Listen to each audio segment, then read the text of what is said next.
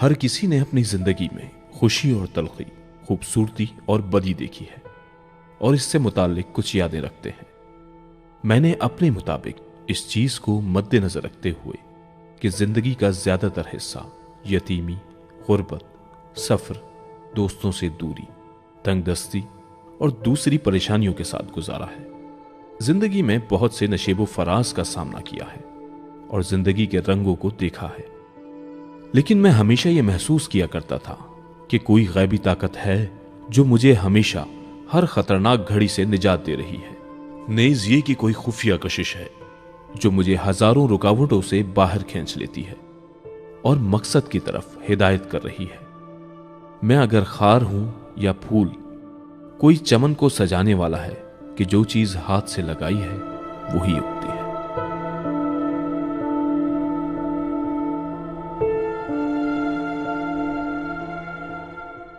اس حالت میں قوم آئے کہ جب ہم قم پہنچے تو کچھ بھی ساتھ نہ لائے تھے، بالکل خالی ہاتھ آئے تھے، کیونکہ اس وقت ڈیموکریٹک پارٹی حاکم ہو چکی تھی اور وہ کسی کو کوئی چیز نہیں لے جانے دیتے تھے۔ جب وہ یہاں آئے تو کرائے پر رہتے تھے۔ ہم آقا قاضی کے، جو کہ تبریز کے پہلے امام جمعہ حمد علی قاضی کے مہمان بنے، جو شہید کر دیے گئے تھے۔ شروع میں جب آئے تو یخشال قاضی میں ایک گھر کرائے پر لیا، 2 کمرے ہمارے لیے کرائے پر لیے۔ ان 2 کمروں کے درمیان پردہ لگا ہوا تھا، اس کا دروازہ بھی نہیں تھا۔ امام کے گھر کے بالکل سامنے۔ یہاں ہم نے رہائش اختیار کی۔ علامہ طباطبائی کافی عرصے تک بہت تنگ دستی میں رہے ہیں۔ ظاہری حالت بتا رہی تھی کہ جس طرح کا وہ لباس پہنتے تھے، یقین کریں بسا اوقات مجھے بہت رونا آتا تھا۔ ٹوٹے ہوئے کرائے کے گھر روزمرہ کے اخراجات کے اعتبار سے حتی مقروض تھے۔ مثلاً ایسے کپڑے ہوتے تھے کہ شاید اسے دوسرے لوگ بھی پہننا پسند نہیں کریں، ایسا لباس ہوتا تھا ان کا۔ علامہ محترم قاضی خاندان سے تھے۔ وہ قاضی خاندان کے چند سال تک وہاں کے بڑے علماء اسی خاندان سے تھے۔ ان کا اپنا گھرانہ بھی قاضی خاندان سے تھا۔ علامہ آقا زادے تھے۔ ان کے ساتھ ایک بہتر سلوک ہونا چاہیے تھا۔ 1 چائے سے زیادہ ہمیں نہیں دے سکتے تھے، وہ بھی شاید مشکل سے۔ ایک طالب علم کی زندگی ایسی ہی ہونی چاہیے، لیکن اگر کہیں رسم و روایت ہو، وہ ہرگز ایسی زندگی نہیں گزارتا۔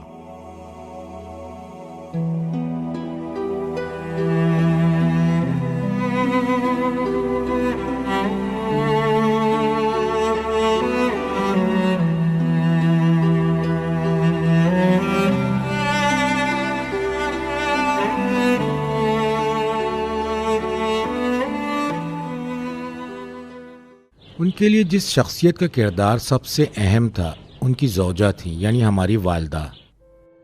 انتہائی زاہدانہ زندگی تھی ان کی۔ جب ہم تبریز میں تھے، وہاں ہماری والدہ پرآسائش زندگی میں تھی۔ ایک گھر تھا جس میں 3 صحن تھے، 20 کمرے تھے۔ ایک جگہ گھوڑوں کے لیے مخصوص تھی، چند ایک گھوڑے تھے، ایک گائے بھی رکھی ہوئی تھی، 2 نوکر اور 2 نوکرانیاں۔ کھانا پینا وافر تھا، مہمانوں کا آنا جانا بہت زیادہ تھا اور بڑی بڑی دعوتیں تھیں۔ ایک بڑا ہال تھا اچھی خاصی اشرافی زندگی تھی۔ دوستوں کو یہ بات معلوم ہو گئی تھی کہ ایک عرصے تک ان کے پاس کچھ بھی نہ تھا، مقروض بھی تھے اور کسی سے اظہار بھی نہیں کرتے تھے۔ میری والدہ بھی کسی رئیس کی بیٹی تھی۔ وہ گھڑ سواری بھی بہت اچھی طرح سے جانتی تھی۔ جب ہم بچے تھے وہ گھوڑے پر سوار ہوتی تو ہم انہیں پکڑ نہیں سکتے تھے۔ بہت سمجھدار اور ہوشیار تھی۔ ان کے بھائی مالدار اور ارباب تھے۔ کچھ بھی نہیں تھا ان کے پاس، لیکن ایک عجیب توکل تھا۔ والدہ نے اس زندگی کو صرف اپنے شوہر کی قم آنے کی خواہش پر قربان کر دیا اور شوہر اور اپنے بچوں کے ہمراہ قم آ گئیں۔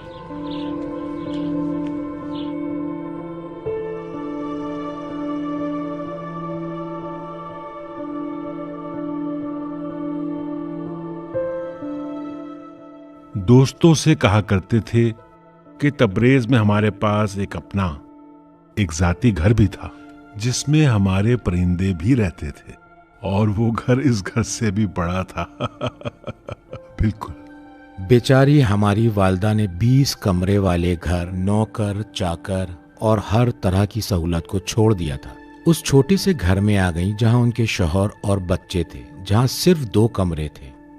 جب تک عورت اپنے شوہر سے ہمدردی اور محبت کرنے والی نہ ہو، وہ زندگی آرام سے خالی ہوتی ہے۔ شوہر بے سکون رہتا ہے اور گھر کے تمام امور کو چلانا بے حد مشکل ہو جاتا ہے۔ وہ خود کو اپنے شوہر کی ذات میں تلاش کیا کرتی تھی۔ مجھے یاد پڑتا ہے کہ ایک مرتبہ روز عاشورہ تھا۔ قم میں اس مرحومہ نے اپنے گھر زیارت عاشورہ پڑھنی شروع کی۔ جب وہ زیارت عاشورہ پڑھ رہی تھیں، ان کے ذہن میں خیال آیا کہ کیا ہی اچھے دن تھے۔ توفیق الہی حاصل تھی جب ہم ان ایام میں نجف میں ہوا کرتے تھے۔ وہاں حضرت امیر المومنین علی علیہ السلام کا حرم تھا۔ ہم زیارت کے لیے حرم شریف جایا کرتے تھے۔ اسی دوران انہوں نے یہ دیکھا کہ وہ حرم مولا میں کھڑی ہیں اور زیارت تو دعا پڑھنے میں مشغول ہیں۔ پھر جب تصور سے واپس آئیں تو دیکھا کہ اپنے ہی گھر میں موجود ہیں۔ اس بات کو علامہ نے نقل کیا تھا۔ انہوں نے اپنے شوہر کو قبول کر رکھا تھا اور ان کی مشکلات کو تحمل کر رہی تھی۔ علامہ کی زوجہ ان سے بہت محبت کرتی تھیں۔ علامہ نے مرحوم مطہری سے فرمایا تھا کہ اگر یہ نہ ہوتی تو میں کامیابی حاصل نہیں کر سکتا تھا۔ مجھ سے کہا میں نے کئی مرتبہ زندگی کو ترتیب دیا ہے اور وہ زندگی عملی طور پر تباہ ہو گئی۔ اس کے باوجود وہ اپنے شوہر کے ہمراہ بہت خوش تھی اور زندگی گزار رہی تھی۔ ایک مرتبہ میں علامہ کی خدمت میں گیا، ایک سوال پوچھنا چاہتا تھا۔ اکثر ہم جایا کرتے تھے، کبھی ہمیں یہ احساس بھی ہوتا تھا کہ علامہ بہت مصروف ہیں۔ اسی وجہ سے علامہ دروازے تک خود تشریف لاتے اور ہم دروازے پر ہی اپنی بات کرتے۔ علامہ ہاتھ پر بوسہ دینے کی اجازت نہیں دیتے تھے۔ ایک مرتبہ مجھے محسوس ہوا کہ ان کی زوجہ محترمہ دروازے کی طرف آ رہی ہیں، قدیم طرز حجاب کے ساتھ۔ میں ایک طرف ہو گیا اور ایک عظیم بزرگی کو دیکھا، حقیقت میں انتہا درجے کی عظمت و بزرگی۔ دونوں ایک دوسرے کے ساتھ بہت پیار و محبت رکھتے تھے، ایک دوست کی طرح تھے اور ان کی دوستی بہت بنیادی اور مضبوط تھی۔ علامہ فرماتے تھے کہ نہیں معلوم وہ کب سوتی تھیں، ہمیشہ میری طرف متوجہ رہتی تھیں۔ جب کبھی آدھی رات کے وقت میں مطالعہ کر رہا ہوتا تھا اور مجھے نیند کا جھٹکا لگتا تو نہیں معلوم خانم کہاں سے دیکھ رہی ہوتی تھیں، اچانک آ جاتی اور ان کے ہاتھ میں میرے لیے چائے کا ایک کپ ہوتا تھا۔ پھر کچھ باتیں کرتی تو میری نیند اڑ جاتی اور میں پھر سے مطالعہ کرنے میں مشغول ہو جاتا۔ دونوں میں دوستی تھی، اس سے علاوہ کہ میاں بیوی تھے، ایک دوسرے کے دوست تھے۔ وجعل بینکم مودۃ و رحمت ہے، اصل بات یہ ہے۔ آخر عمر تک یوں ہی تھے، خود کو شوہر میں جستجو کرتی تھی۔ علامہ تباہی کی زوجہ کی مجلس ختم میں جب میں پہنچا تو میں نے دیکھا تو سامنے اوپر ایک جگہ تھی. میں نے چاہا کہ وہاں بیٹھ جاؤں. سید حسین آقا قاضی نے مجھے بلایا، آواز دی اور کہنے لگے یہاں بیٹھ جاؤ. پوچھا کیا آپ ان کی خانم کو جانتے تھے؟ میں نے کہا نہیں، جس طرح آپ گھر والوں کی طرح جانتے ہیں. فرمایا کہ وہ مدرسہ حسن بادشاہ اس خاتون کی جد ہیں.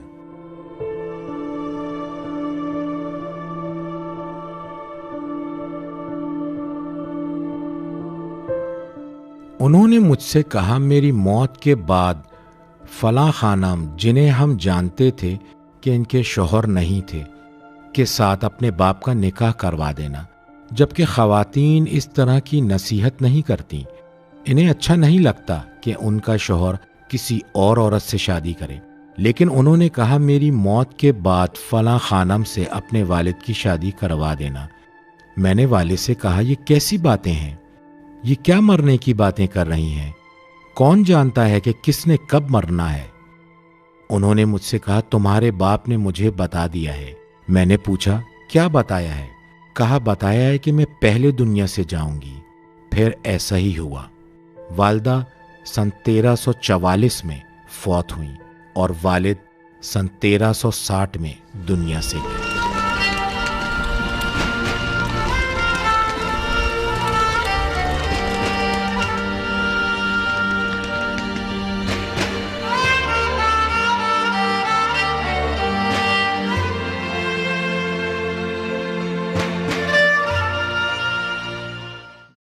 مرحوم مطہری نے دیکھا کہ مرحومہ کے تابوت کے پیچھے پیچھے علامہ ایک بچے کی طرح رو رہے ہیں، جیسے ان کی ماں اس دنیا سے چلی گئی ہوں.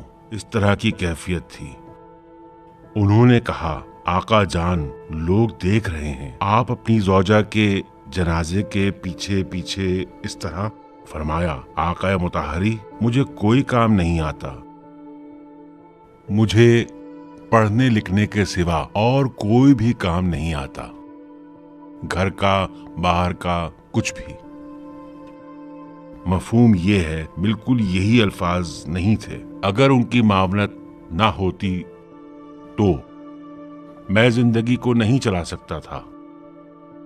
آج میں جو کچھ بھی ہوں انہی کی وجہ سے ہوں اور انہی کی مدد سے ہے یہ سب کچھ. علامہ زندگی کے تمام امور پر نگرانی رکھتے تھے، لیکن بچوں کی تربیت کو ہماری والدہ کے ذمے کر رکھا تھا.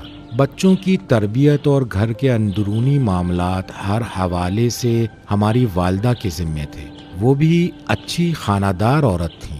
نہ صرف ہمیں زندگی اور شوہر کو سنبھال رکھا تھا، بلکہ محلے کی بعض خواتین بھی ان سے رابطے میں تھیں اور وہ گھر سے باہر بھی کافی خدمات انجام دیتی تھیں. جیسا کہ مجھے معلوم ہے علامہ ان سے بہت مانوس تھے.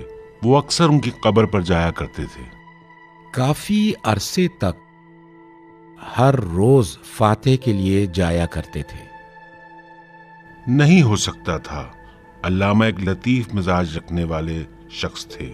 علامہ طباطبائی جس کسی کے ساتھ بھی رابطہ رکھتے تھے، حتیٰ کہ اپنے شاگردوں کے ساتھ بھی خاص طرح کی الفت رکھتے تھے. اظہار نہیں کرتے تھے اس کا، لیکن وہ ایسے ہی تھے.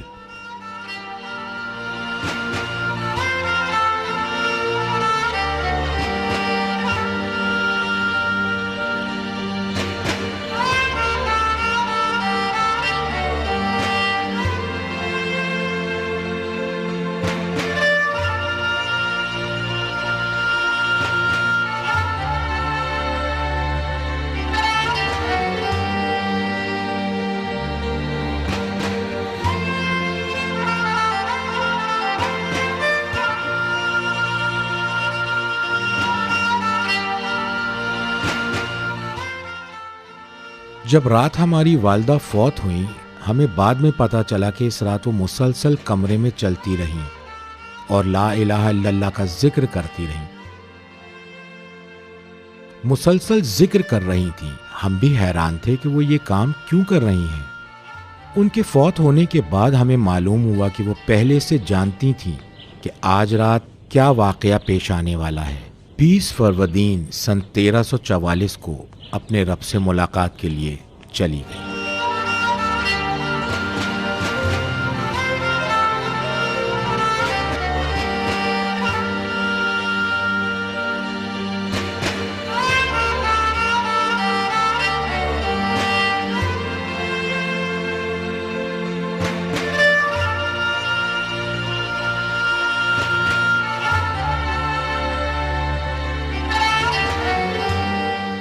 मेरी इनसे आशनाई यूं हुई कि तकरीबन 60 साल पहले वो अक्सर तेहरान आया जाया करते थे। मेरे वालिद के साथ इनकी दोस्ती थी। वो एक ऐसे इंसान थे कि यूरोप से भी लोग आया करते थे ताकि इनसे मुलाकात करें। वो भी उम्दा तबीयत के मालिक थे।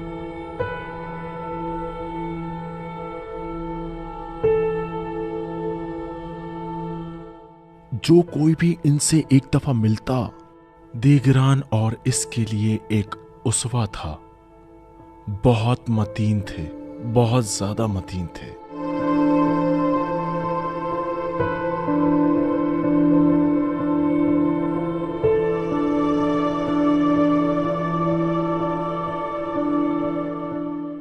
अल्लामा तबातबाई ने हज़रत मोहम्मद सल्लल्लाहु अलैहि वसल्लम की सीरत और अमली ज़िंदगी के बारे में मुताला और तहकीक इब्तदाई जवानी से ही शुरू कर दी थी। इस बारे में इनकी इब्तदाई याददाश्त मुक़द्दस शहर नजफ़ में तालीम हासिल करने के ज़माने से मुताल्लिक़ है। वो इन मकतूबात को अपनी ज़िंदगी के लिए एक रोशन दस्तूरुल अमल शुमार करते थे। अल्लामा उल्मा का रूहानी लिबास पहनने के बाद पैगंबराना तर्ज अमल अपनाने की कोशिश कर रहे थे और इस दस्तूर पर अमल करके बुलंद पाया रास्ते को तय कर रहे थे। मुक़द्दस शहर क़ुम में उनकी रिहाइश के बाद यही पराकंदा मकतूबात को जमा किया गया और नज़र सानी के बाद सीरतुन नबी सल्लल्लाहु अलैहि वसल्लम के उन्वान से एक किताब मरतब हुई। एक मर्तबा मैं अल्लामा के हमरा इनके घर जा रहा था। इनका एक खादिम था जो कदीम वक्त से इनके पास था। शायद इर्स में इन्हें मिला था। उन्होंने जोर से दरवाजे पर दस्तक दी। वो दरवाजे पर आया और बोला, क्या मसला है, आप होश में तो हैं? उन्होंने उस वक्त उसे कुछ भी नहीं कहा, सिर्फ मुझसे कहा, देखो इसे, देखो ये मेरा खादिम है और मुझसे किस तरह से बात कर रहा है।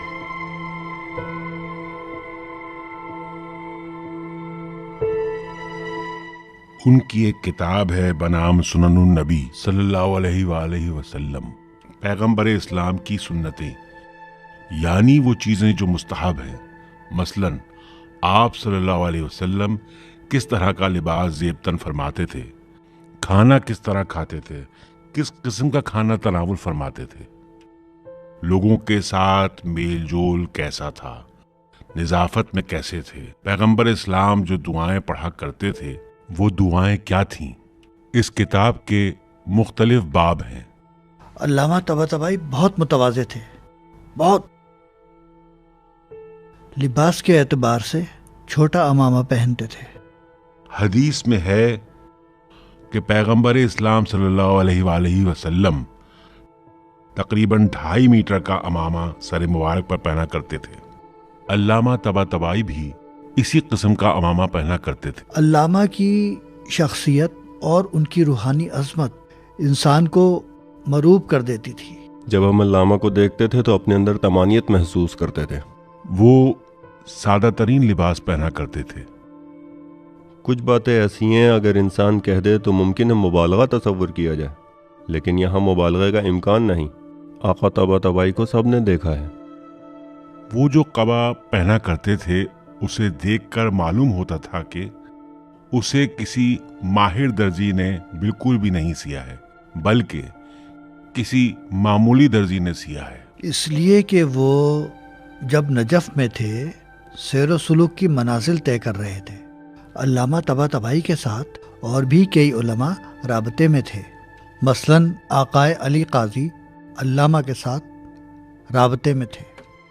لوگوں کے اور اپنے درمیان لا الہ الا اللہ۔ مجھے آج تک یہ بات اچھی طرح یاد ہے کہ میں نے کبھی بھی انہیں نیا لباس پہنے ہوئے نہیں دیکھا۔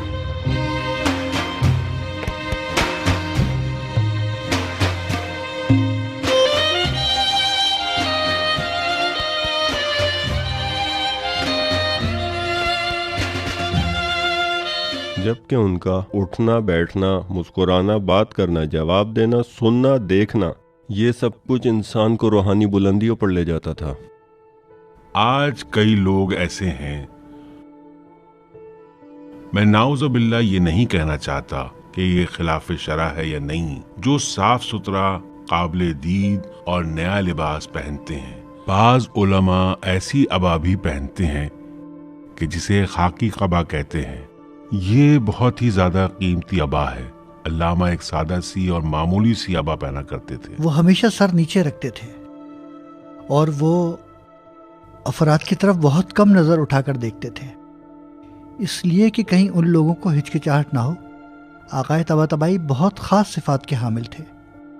عام طور پر علامہ ایسے تھے، میں نہیں کہتے تھے، میری بات، میرا گھر وغیرہ نہیں کہتے تھے۔ جہاں کہیں ضروری ہوتا اور اس کے علاوہ کوئی چارہ نہیں ہوتا تھا کہ کہیں، تو خود کو صرف بندہ الہی کہا کرتے تھے۔ ان کی ذات میں تکبر کی بو تک نہ تھی، بالکل نہیں، ہرگز نہیں۔ بات چیت میں کسی طرح کا جدل اور سخت گفتگو نہ ہوا کرتی تھی۔ مسجد خوہا میں درس دے رہے تھے اور موسم سرما کی سخت سردی تھی۔ ایک طالب علم گیا اور کمبل لایا اور ان کے بیٹھنے کی جگہ پر بچھا دیا۔ انہوں نے کہا، اسے اٹھا لو۔ اس نے اصرار کیا، لیکن فرمایا، نہیں، اپنے بارے میں کسی امتیاز کے قائل نہیں تھے کہ میں استاد ہوں۔ ہم نے دیکھا ہے، اساحید کو دیکھا ہے، دوسروں کو بھی دیکھا ہے، وہ مبمو سنن النبی پر عمل کرتے تھے۔ خلاصہ یہ ہے کہ علامہ طباطبائی ایک نیک اور حقیقی انسان کا نمونہ تھے۔ بقول امام حسین علیہ السلام کے دعائے عرفہ میں فرماتے ہیں، اے خدا، جو کوئی بھی تجھے یاد نہیں رکھتا ہے اس کے پاس کیا ہے اور کیا کچھ نہیں ہے، اور جو کوئی بھی تجھے یاد رکھتا ہے اس کے پاس کس چیز کی کمی ہے۔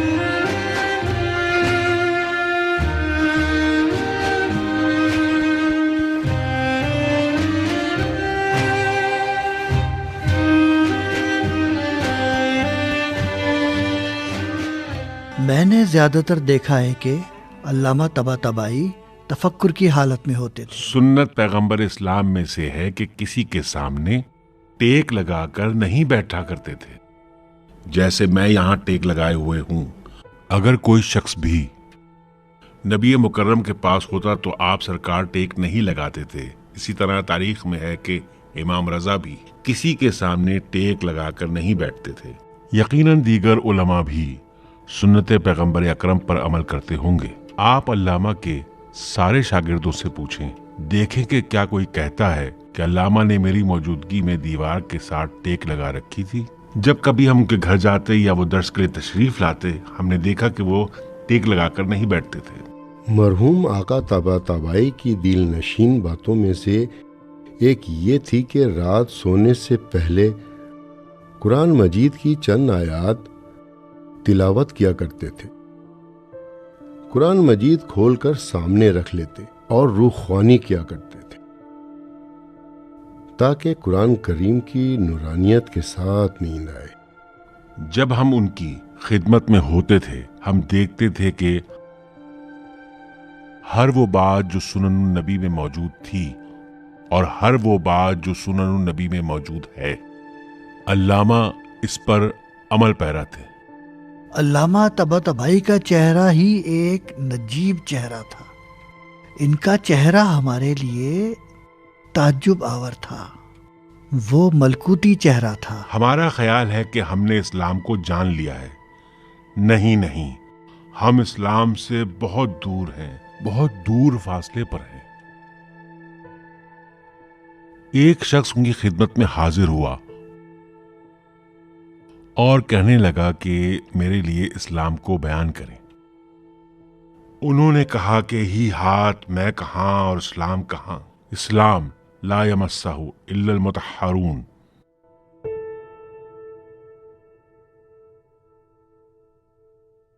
یہ تھے علامہ۔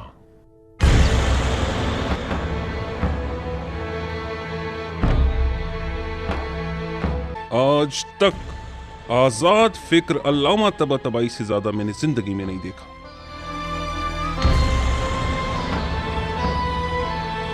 لوگوں کے اور اپنے درمیان کسی بھی قسم کے فرق کے قائل نہ تھے۔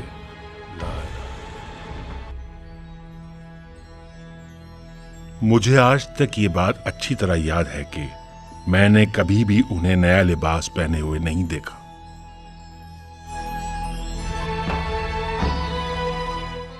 اگر آپ انہیں کبھی نماز پڑھتے ہوئے دیکھ لیتے تو حقیقتاً وہ نماز میں محو ہوتے تھے۔